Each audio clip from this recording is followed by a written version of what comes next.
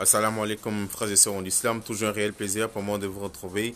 Et aujourd'hui, Inch'Allah, on va parler du fait de préparer son avenir. Qu'est-ce que c'est que le fait de préparer son avenir en islam? Est-ce le fait d'avoir beaucoup de diplômes? Est-ce le fait de construire beaucoup de maisons? Est-ce le fait d'avoir un compte bancaire rempli d'argent?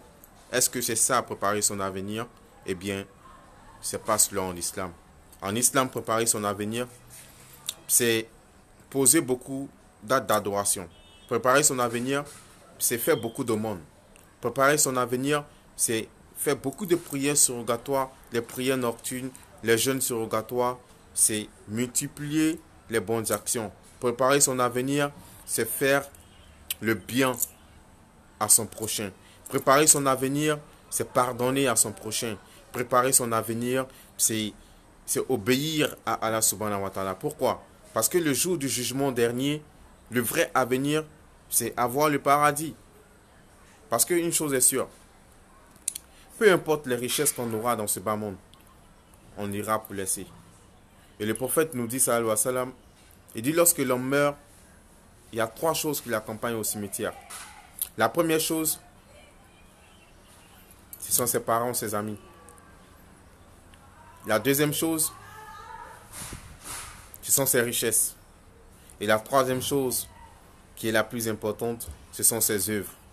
Et deux retournent et il reste seul avec ses actions.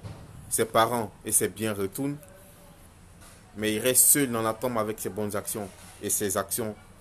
Et donc c'est pour dire, mes frères et sœurs en islam, que pour le musulman, le plus important ne doit pas être combien d'argent je gagne, combien d'argent j'économise, combien de biens je réalise. Le plus important pour le musulman, c'est combien de bonnes actions j'ai fait, combien de monde j'ai fait, combien de prières surrogatoires j'ai fait, combien d'invocations j'ai fait. C'est ça qui est le plus important. Parce que le vrai avenir, c'est ça. C'est le bien que tu fais, que tu déposes devant toi. Parce que tu vas le retrouver auprès d'Allah subhanahu wa ta'ala. Par contre, quand tu dépenses toute ton énergie dans les choses de ce bas monde, tu dépenses toute ton énergie à construire des immeubles, à construire des sociétés et tout, j'en passe, et la mort te trouve en chemin, alors que tu n'as aucune bonne action auprès d'Allah subhanahu wa ta'ala. Et c'est ça le vrai échec. L'échec, c'est pas celui qui n'a pas de compte bancaire. Celui qui a échoué, c'est pas celui qui n'a pas d'argent.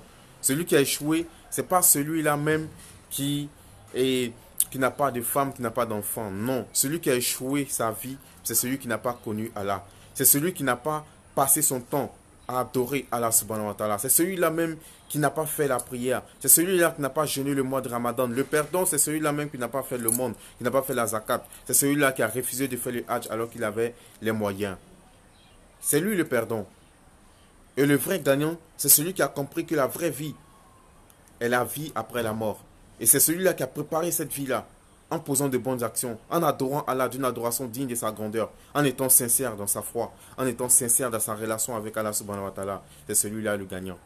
C'est pourquoi mon frère, ma soeur en islam, on va demander à tout le monde de faire l'effort, de ne pas être affamé, assoiffé des biens matériels de ce bas monde. Une chose est sûre, ce que tu dois avoir, tu l'auras. Peu importe l'effort que tu feras pour l'avoir. Si c'est destiné à toi, tu l'auras.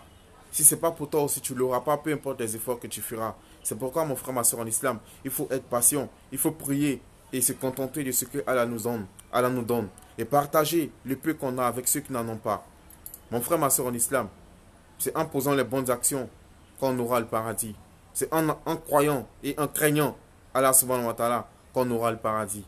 Et le paradis, pour moi, c'est la victoire ultime. C'est ça la vraie victoire. Qu'est-ce qu'on gagne ici? Après 20 ans, tu meurs. Après 60 ans, tu meurs. Alors que l'au-delà, c'est éternellement. Tu vivras éternellement dans le paradis ou tu vivras éternellement dans les flammes de l'enfer. Qu'Allah nous en préserve. Qu'Allah nous guide sans cesse sur le droit chemin. Qu'Allah fasse de nous des musulmans pieux et sincères. Qu'Allah fasse de nous des musulmans qui œuvrent uniquement pour la satisfaction d'Allah subhanahu wa ta'ala, qui œuvrent uniquement pour la recherche de la face d'Allah subhanahu wa ta'ala. Une chose est sûre, on aura un jugement. On sera jugé pour toutes les actions qu'on aura faites sur la terre. Et c'est triste. Quand j'en parle, souvent, je J'ai des frissons parce que ça fait peur. Ça fait peur. Ça fait peur. Qu'Allah nous guide sans cesse sur le droit chemin. Qu'Allah fasse de nous des musulmans pieux et sincères. Mes frères et sœurs, en islam, ce bas monde n'est rien. Ce bas monde est éphémère. Combien de personnes, de milliardaires sont morts? Combien de Miss Monde sont mortes? Combien de personnes qui pensaient qu'elles étaient belles, qu'elles étaient riches, qu'elles étaient plus fortes sont passées? Où sont-ils? Ils sont devenus poussière. Ils sont rien. Nous ne sommes rien qu'un tas de poussière. Soyons humbles. Soyons humbles. Prenons le chemin qui mène à Allah subhanahu wa ta'ala. Soyons honnêtes, soyons dignes dans tout ce que nous faisons. Craignons Dieu comme il se doit. Et c'est dans la crainte d'Allah subhanahu wa ta'ala que nous aurons le bonheur. C'est dans la crainte d'Allah subhanahu wa ta'ala que nous aurons la réussite. Sur ce, je vous dis assalamu alaikum et à très bientôt, Inch'Allah. Méditons, Inch'Allah. Méditons sur la parole d'Allah.